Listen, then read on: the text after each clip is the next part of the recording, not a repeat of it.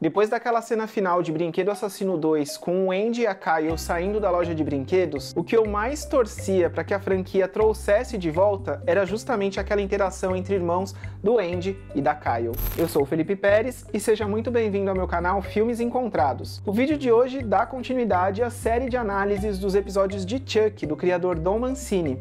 Se você perdeu alguma das análises, tem o link da playlist aqui na descrição com todos os vídeos que eu já produzi sobre a série e também sobre os filmes da franquia. E é sempre bom lembrar que os vídeos que eu tô fazendo sobre a série estão cheios de spoilers. Episódio de hoje, Cape Queer, escrito por Nick Ziegler e Zara Costa e dirigido por Samir Rihan.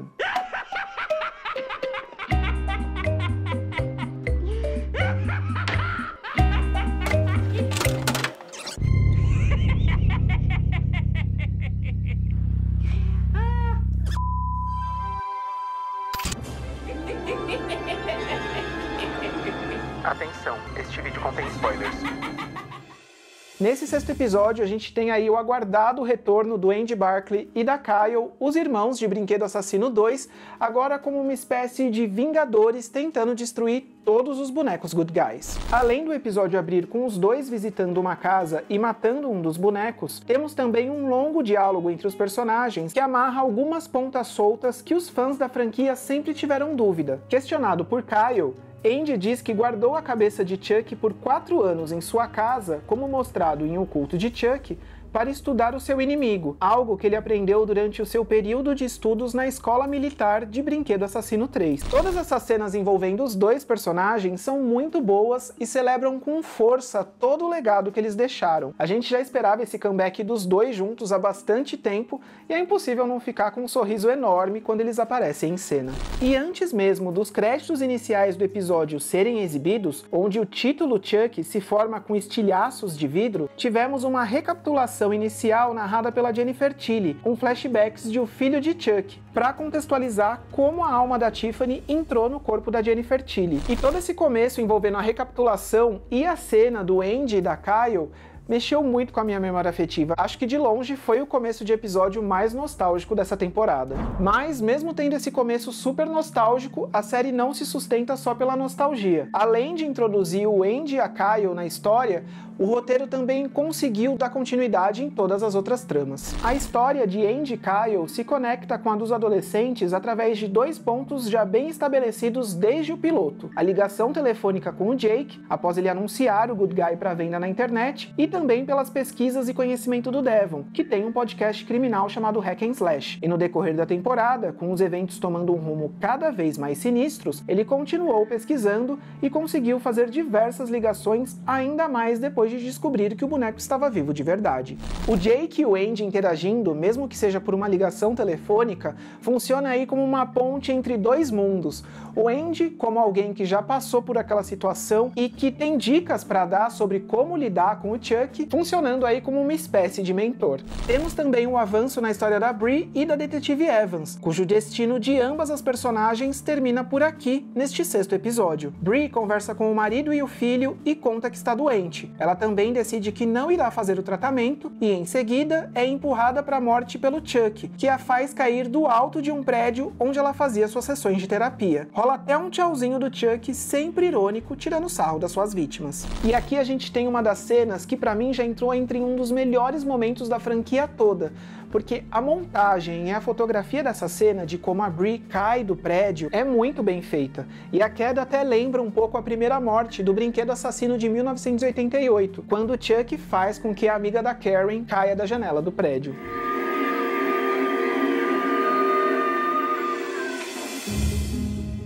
E nessa cena da Bree, a gente entende porque lá no começo, nos créditos de abertura, vários estilhaços de vidro tinham se juntado para formar o título da série. No Instagram, o Don Mancini fez um post compartilhando todo o seu amor pela atriz Lexa Doig e dizendo que retribui o carinho pelos amigos, matando eles de forma espetacular na tela. Tá aí uma forma perfeita de descrever essa cena, que, como eu já comentei, pra mim já é um dos maiores destaques da franquia toda.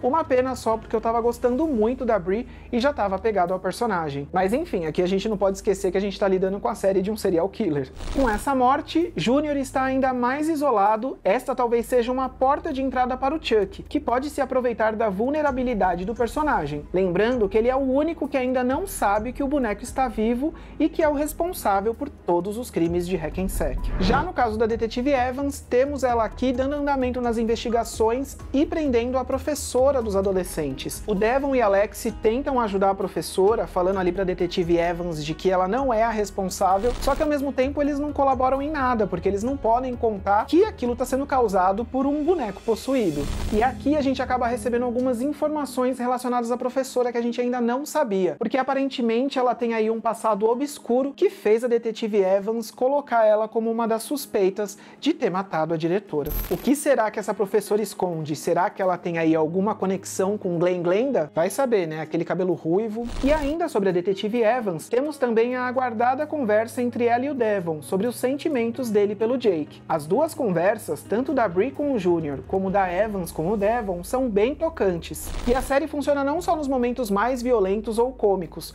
porque a esse ponto a gente já tá bem apegado aos personagens. E pra mim, essas duas conversas acabaram funcionando como momentos muito importantes do episódio, fazendo até com que alguns outros eventos tivessem uma força ainda maior. Falando um pouco sobre o título do episódio da semana, que foi Cape Queer, ele funciona como uma referência e homenagem ao título do remake Cabo do Medo de 1991, filme estrelado pelo Robert De Niro e dirigido pelo Martin Scorsese. Na história de Cabo do Medo, um homem que ficou muitos anos preso resolve se vingar do seu advogado de defesa, o qual acredita que não tenha feito um bom trabalho para defendê-lo. Além da referência ao filme, o título do episódio também enaltece a temática queer da série. Em um momento do episódio, vemos Devon assistindo o filme e tendo uma ideia que será colocada em prática por ele e Jake para derrotar o Chuck, ainda mais agora que eles sabem que o boneco dará um jeito de encontrá-los, após as dicas que eles receberam do Andy. E uma coisa que eu tava me esquecendo, que também foi um dos momentos mais bonitos desse episódio, foi o Jake e o Devon sentados na escada lá da casa do Junior, e o Devon contando pro Jake que conversou com a mãe dele, que tá tudo bem, e que eles precisam ter um date aí depois que toda essa situação passar. E é bem legal porque eles conversam sobre filme de terror, Final Girl preferida, o Jake fala da Laurie Strode. Quem não tiver torcendo por esse casal tá errado. E nos episódios anteriores, o Chuck parecia defender o Jake, né, das pessoas que ofendiam ele, que praticavam bullying ou violência, que era o caso do pai do Jake, o Lucas, e também dos amigos da escola. Aqui o jogo vira. O Chuck agora quer, na verdade, matar o Jake e tenta manipular a Alexi para que ela faça isso. Plano que acaba não dando certo e culmina na morte da mãe do Devon. Fico até curioso para ver qual que vai ser o rumo agora, já que a detetive Evans era quem estava encabeçando a investigação dos crimes. E aparentemente o plano do Chuck tá dando certo, já que eu acho que ele tá tentando isolar esses adolescentes, tirando aí todas as pessoas que poderiam ajudar eles de alguma forma. Bom, enquanto a gente tem os adolescentes tentando encontrar o Chuck e o Andy e a Kyle rumo a Hackensack depois de conversar com o Jake por telefone, a gente também tem a continuidade da história da Tiffany e da Nika e até rola um flashback de 1987. A Nika toma consciência de novo e tenta enganar a Tiffany, fingindo que ela é o Chuck, na verdade, enquanto eles estão jogando ali uma partida de pôquer. É até engraçado ver essa cena, porque a Jennifer Tilly na vida real é uma jogadora profissional de pôquer. E aqui a gente descobre que ela, na verdade, já sabia que por vezes a Nika tomava o corpo. E a dinâmica muda completamente, já que a Tiffany parece ter sentimentos pela Nika. Pois bem, a Tiffany coloca a Nika no porta-malas do carro e segue para Hackensack com o objetivo de comprar a casa que era do Charles Lee Ray. Aqui temos o retorno da Gladys, aquela personagem que apareceu no segundo episódio e que ganha a maçã do Chuck. Gladys, interpretada pela atriz Jamila Ross, é corretora de imóveis e tá mostrando a casa para Tiffany. E essa cena é bem legal porque a Tiffany, no corpo da Jennifer Tilly, brinca com a Gladys perguntando se ela não vai querer um autógrafo, o que até justifica a recapitulação no começo do episódio. As pessoas ao redor dela conhecem ela como a atriz Jennifer Tilly dentro da série. E toda essa cena envolvendo a Tiffany, a Nika e a Gladys deixam aí alguns ganchos, porque na casa do Charles a gente vê a Tiffany amarrando a Nika e a gente não sabe como isso vai se desenrolar. Se o Chuck vai voltar, como que a Tiffany vai lidar com isso, e também tem o fato de que a Gladys entrega um pacote para Tiffany falando que ela já recebeu recebeu uma encomenda, e a caixa está embrulhada, mas parece do tamanho de uma caixa de um good guy. Então, o que será que a Tiffany está tramando? Sem contar que o Andy e a Kyle estão indo para Hackensack. O 7º episódio promete muito. E antes de encerrar meus comentários sobre esse 6º episódio, vou listar aqui algumas das referências e homenagens que rolaram, porque teve muito fanservice nesse episódio. Chuck entrando pela chaminé da casa do Júnior e deixando pegadas que nos lembram o longa de 1988, Tiffany tentando fechar uma mala com um corpo dentro, como em A Noiva de Chuck, de 1998, e o flashback icônico de 1987, de quando Charles e a Tiffany compraram o carro um ano antes do acidente da loja de brinquedos. Tem a Tiffany lixando a unha, depois cortando o pescoço do cara que tá tentando vender o carro, a frase de que um verdadeiro clássico nunca sai de moda, e depois o Charles dentro do carro lendo um livro sobre voodoo, como se fosse aí uma espécie de novo hobby. Foi mais um episódio que eu gostei muito, achei que em 50 minutos eles conseguiram contar muita coisa, dar continuidade nas histórias que já estavam sendo contadas, ter flashback e ainda assim introduzir 2 personagens clássicos linkando com os personagens novos. Dá até uma tristeza de pensar que só tem mais 2 episódios essa temporada.